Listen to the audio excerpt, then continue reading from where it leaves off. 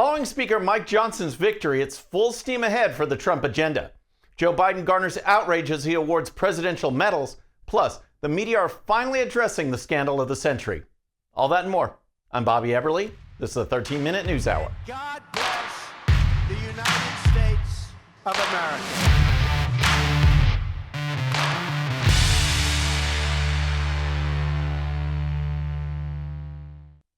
Okay, friends, welcome to the show. I hope you had a great weekend. If you're new to the show, thank you so much for tuning in. We're going to start with House Speaker Mike Johnson's victory on Friday and how President-elect Trump is using that victory to supercharge his agenda. Much of the drama surrounding Johnson was self-inflicted, considering that in an effort to avoid a government shutdown, Johnson tried to give the American people exactly what they didn't want: a bloated, pork-filled bill exceeding 1,500 pages. This is what the American people voted against, and as 2024 came to a close, it appeared that Johnson learned no lessons at all. Here's Johnson speaking to Newsmax on a preview of the speaker vote. We have the White House, the Senate, and the House. And so it's on us. We're in a lawmaking phase now. We got to stick together and advance this agenda. So I think we will. I think everybody understands the necessity of that and the promise of what really can be the new golden age in America. President Trump talks about that all the time. I was with him at Mar-a-Lago just yesterday, he and I and the Vice President-elect, J.D. Vance, and we talked about the agenda and the sequence of the play calls and all of that. We're excited. Everybody's excited. We're ready to deliver.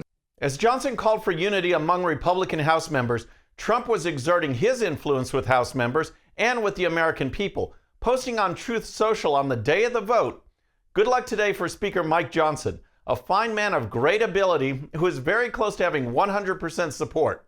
A win for Mike today will be a big win for the Republican Party and yet another acknowledgement of our 129-year most consequential presidential election. Big affirmation indeed. MAGA." Now, as the vote went down, a number of Republicans, including Chip Roy, did not cast a vote. Then, joining Massey in voting no were Republicans Ralph Norman and Keith Self. The members who were initially silent cast their votes for Johnson, but the damage was done with the 3 no votes. And the first ballot appeared to end with a vote of 216 for Johnson, 215 for Hakeem Jeffries, and 3 votes for other Republicans. Johnson quickly huddled with Norman and Self, and what many didn't notice, especially considering that the vote for Kevin McCarthy in the last Congress took 15 rounds, was that the gavel had not yet officially closed voting.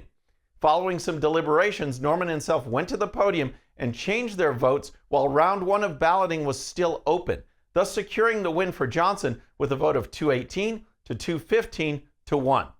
Immediately following the vote, Republican Congressman Byron Donalds spoke with CBS News about the Republican agenda going forward. Tomorrow, we're going to have like a mini retreat, go over a lot of issues tomorrow, and really try to get to a place where we can land these multiple planes, if you will, because it's about the American people. There are no excuses here. We have the Senate, we have the White House, and it's incumbent that we deliver, and I know Speaker Johnson's up to that task, and so are the members here. President-elect Trump is wasting no time moving his agenda forward, and he still has 2 weeks before he's inaugurated. Trump is coordinating with Speaker Johnson and Senate Majority Leader John Thune to push one major bill that addresses a number of Trump's key issues. In a post on X on Sunday, Trump noted that members of Congress are getting to work on one powerful bill that will bring our country back and make it greater than ever before.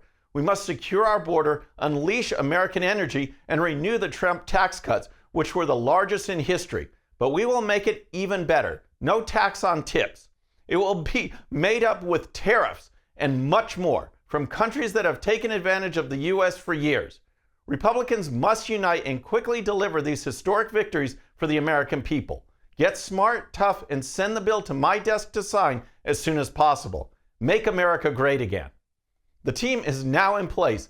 Let's see if the Trump agenda can move forward or if the establishment strikes back. Next, let's talk about Joe Biden's final days in office. But first, if you're new to the show or haven't subscribed yet, regardless of platform, just search out my name, hit that subscribe button, make sure notifications are turned on. That way you can follow the show and help us grow. Next, let's talk about Joe Biden, who sparked outrage when he pardoned his son Hunter, despite saying over and over again that he wouldn't do it. Biden then pardoned sex offenders and killers, drawing even more outrage. To end last week and to start off the new year with a punch in the gut, Biden used medal ceremonies to further insult the American people and diminish ever further his failed presidency. In comments regarding the Presidential Citizens Medal, Biden said this: "You're all, and I mean it sincerely, you're all incredible. Incredible. You're activists who turned pain into purpose, forced open the doors of equality and justice, attorneys who changed not just the laws but society and brought America closer to our highest stated ideals. You are elected officials who served in difficult times with honor, decency, and ensure our democracy delivers." On the elected official side, who was Biden talking about? A person who he says served with honor and decency. Ah, I see it. Elizabeth L. Cheney, for putting the American people over party.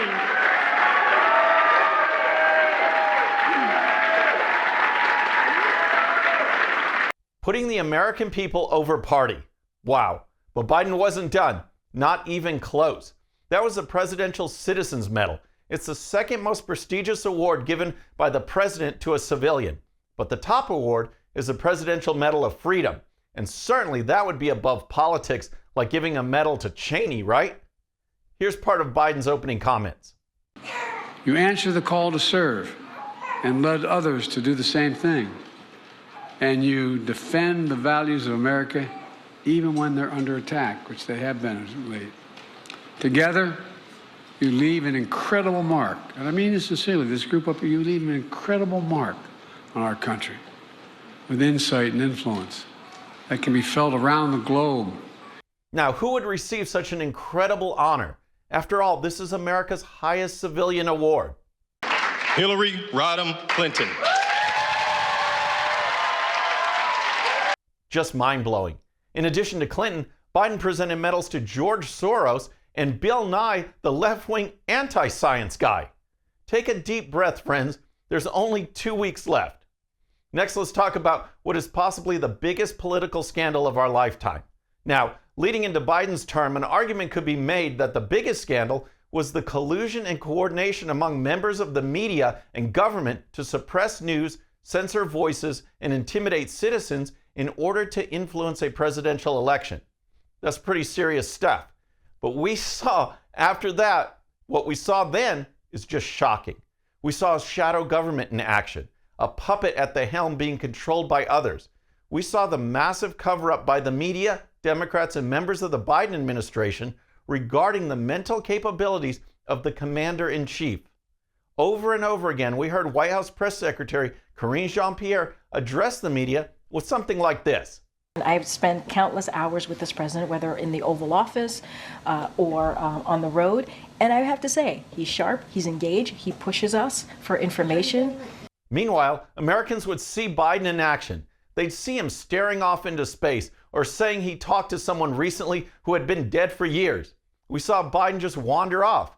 These were all either seen live or recorded for all of us to see. And the White House response was to blast the videos, calling them cheap fakes. 6 months ago, Karine Jean-Pierre continued to defend using that term in the face of mounting questions about Biden's fitness for office. Look, independent, mainstream fact checkers in the press and misinformation experts have been calling out cheap fakes. And at the end of the day, they're fakes. That's what they were, targeting the president. They had said, the reporters and these misinformation experts said that this president was being targeted. And what we did was echo them. The most interesting part of that clip was Jean-Pierre's reliance on, quote, independent mainstream fact checkers in the press and misinformation experts, end quote, to make her case. No one in America believes fact checkers in the press or misinformation experts. They are all left-wing propaganda spokespeople. Well, now in the face of massive credibility problem and the fact that Trump will be in office for the next 4 years, the media seem to be trying to somehow portray themselves as credible. And they're using Biden's mental decline and the cover-up as the story from which to reemerge as a trustworthy institution. Yesterday on NBC News' Meet the Press, host Kristen Welker was interviewing Democrat Senator Chuck Schumer and reminded him of this clip from 2024.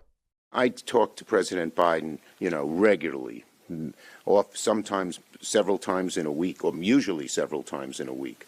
His mental acuity is great. It's fine. It's as good as it's been over the years. All this right-wing propaganda that his mental acuity has declined is wrong. Oops. Welker then actually asked Schumer if he and other Democrats misled the American people on Biden's mental acuity. Here's the response. Look, we didn't. And let's look at President Biden. He's had an amazing record. He's a patriot. He's a great guy. And when he stepped down, he did it on his own because he thought it was better not only for the Democratic Party, for America. We should all salute him. We should all salute him. What a non-answer. But the question itself was surprising, and other networks are doing the same thing. Will it help the ratings? Will it help credibility? The media weren't duped, they were complicit. And next, here's some rapid-fire headlines from around the country. Let's start in New Jersey, where teachers will no longer be required to pass a basic reading, writing, and mathematics test to be eligible for public schools, according to a new law. That's right. As reported by Fox News, the law aims to tackle teacher shortages in the state by removing what the New Jersey Education Association, a teachers union, called a barrier to certification. The law states, quote, "The State Board of Education shall not require a candidate seeking a certificate of eligibility with advanced standing, a professional certificate, or a standard instructional certificate to complete a Commissioner of Education approved test of basic reading, writing, and mathematics skills, including but not limited to the Praxis Core Academic Skills for Educators test." End quote.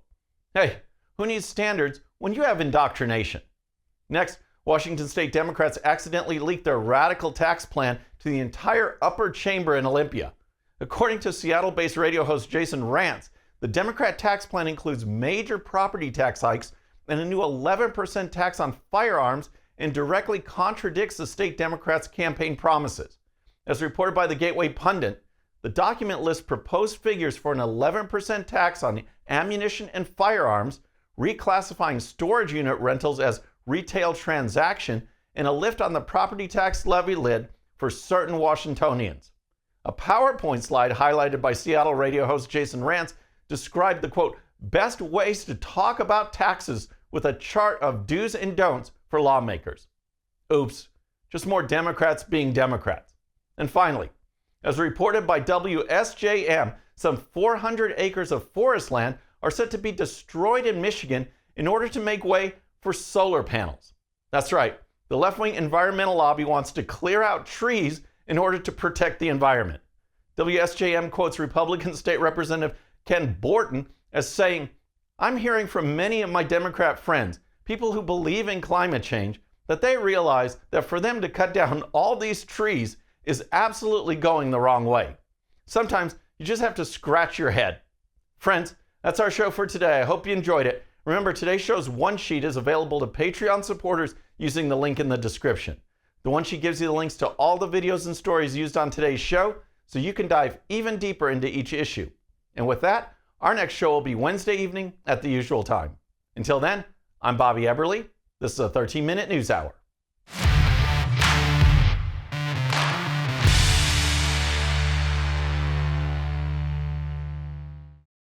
All right, friends, thanks again for tuning in. I really appreciate it. And before you go, please hit that subscribe button above. Once you do, tell your friends, share it, spread the word about the 13-minute news hour so we can keep growing. And for more great content, check out these videos right here, and I'll see you next time.